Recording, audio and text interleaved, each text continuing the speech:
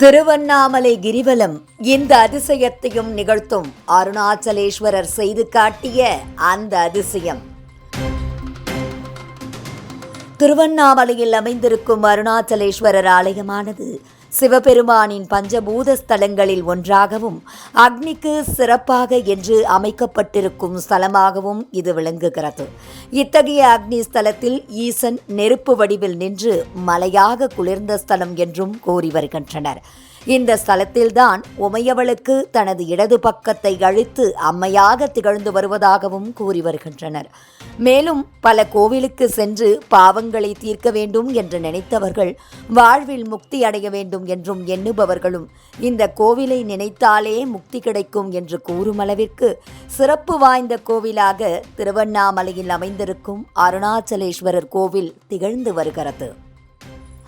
திருவண்ணாமலையை நினைத்தாலே முக்தி, திருவண்ணாமலைக்கு சென்று வந்தாலே சிறப்பு என்று அனைவரும் கூறுவது எந்த அளவிற்கு சிறப்பானதோ அதே அளவிற்கு அங்கு சென்று திருவண்ணாமலையை சுற்றி கிரிவலம் வருவது மிகவும் சிறப்பானது என்று கூறி வருகின்றனர். அங்கு அமைந்திருக்கும் அருணாச்சலேஸ்வரரை மனதில் நினைத்து கொண்டு பக்தர்கள் வேண்டியவற்றை இறைவனிடம் கேட்டு மலையை சுற்றி கிரிவலம் வந்தால் வேண்டியவற்றை இறைவன் நடத்தி கொடுப்பார் என்ற நம்பிக்கை இன்றளவிலும் இருந்து வருகிறது. மேலும் திருவண்ணாமலை அமைந்திருக்கும் இறைவனை நினைத்து கிரிவலம் சுற்றி வந்தால் எப்பேற்பட்ட நோயாக இருந்தாலும் அதில் பல காலங்களாக அவதிப்பட்டு வருபவர்கள் கூட நோயிலிருந்து விடுபட்டு சுகமான வாழ்வை வாழ்வார்கள் என்றும், அதிகம் பாவம் செய்தவர்களும் கோவிலுக்கு வந்து வழிபட்டு செல்வதனால் அவர்களின் பாவம் அனைத்தும் நீங்கி மோட்சமடைவார்கள் என்றும் கூறுகின்றனர்.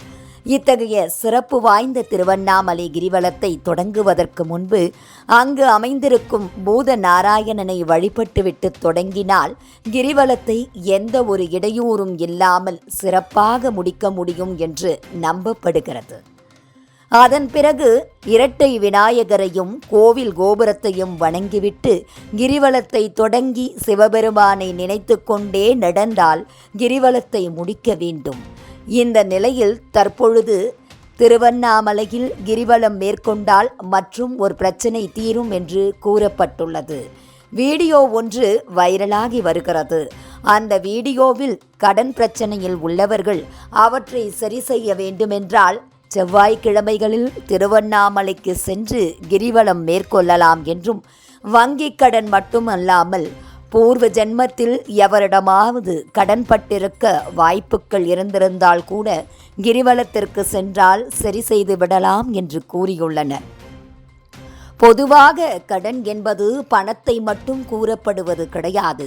ஒருவர் ஜென்மத்தில் எவரிடமாவது கடன்பட்டிருந்தால் இந்த ஜென்மத்தில் ஒருவரிடம் பணத்தை கொடுத்து இழந்துவிடும் பொழுது அதை பூர்வ ஜென்ம கணக்கில் நாம் அவரிடம் கடன்பட்டு இருந்ததாகவும், அதனால்தான் தற்போது இந்த ஜென்மத்தில் பணத்தினை வாங்கிவிட்டு சென்று விட்டார் என்றும் கடன் கழிந்து விட்டது என்று முன்னோர்கள் கூறி வருவார்கள். இது போன்ற கடன்களும் பணமாக இருந்தாலும் சரி, முன்னோர்களுக்கு செய்ய வேண்டியது மற்றும் தெய்வங்களுக்கு செய்ய வேண்டியது பித்ரு கடன், ரிஷி கடன் மற்றும் ருண விமோசனம் போன்றவை செவ்வாய்க்கிழமைகளில் கிரிவலம் சென்றால் சரியாகும் என்று கூறியுள்ளனர். தற்போது இது குறித்த வீடியோ இணையத்தில் வைரலாகி வருகிறது. கடனால் அவதிப்பட்டு வருபவர்கள் இந்த வீடியோவில் கூறப்பட்டுள்ளது போல கிரிவலம் மேற்கொண்டு வருகின்றனர்.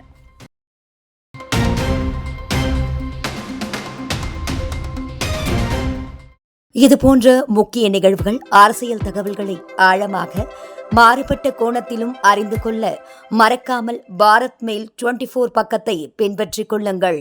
உங்கள் ஒவ்வொரு ஆதரவும் இது போன்ற பல நிகழ்வுகளின் பின்னணியை அறிய உதவும்.